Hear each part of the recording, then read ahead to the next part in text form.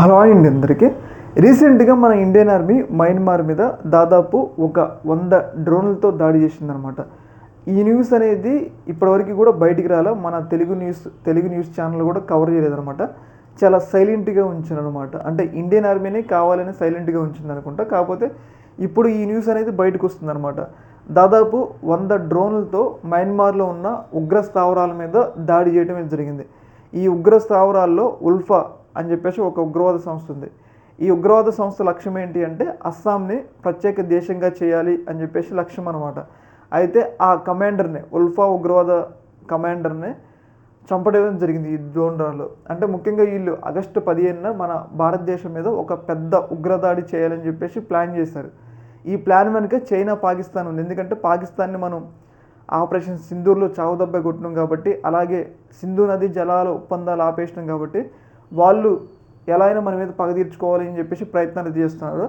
అందులో భాగంగా మనకి ఎవరెవరైతే వ్యతిరేకంగా పనిచేస్తున్నారో ఆ ఉగ్రవాద సంస్థలందరికీ కూడా వాళ్ళు గన్నులు, అలాగే ఐఈడి బాంబులు, రకరకాల అసెట్స్, డబ్బులు ఇచ్చి మన మీద దాడి చేయడానికి ఉసిగొలుపుతున్నారు. దీని వెనుక పాకిస్తాన్, చైనా ఉంది అని చెప్పేసి ప్రాథమికంగా నిర్ధారణ అయితే అవుతూ ఉంది.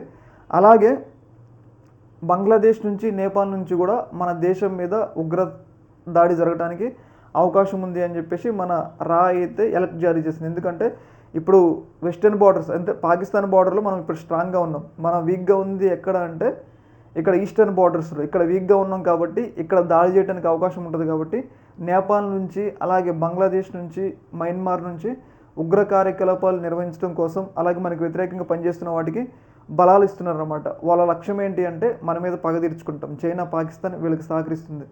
ఏదేమైనా కానీ ఈ విషయాన్ని అంటే మన మీద దాడి జరగకన్నా ముందుగా మన ఇండియన్ ఆర్మీ ఎలక్ట్ అయ్యి వాళ్ళ మీద దాదాపు 100 డ్రోన్లతో దాడి చేయడం జరిగింది. ఇది చాలా గొప్ప విషయం అనమాట. ఏదేమైనా కానీ పాకిస్తాన్, చైనా మన మీద పగతో రగిలిపోతున్నాయి.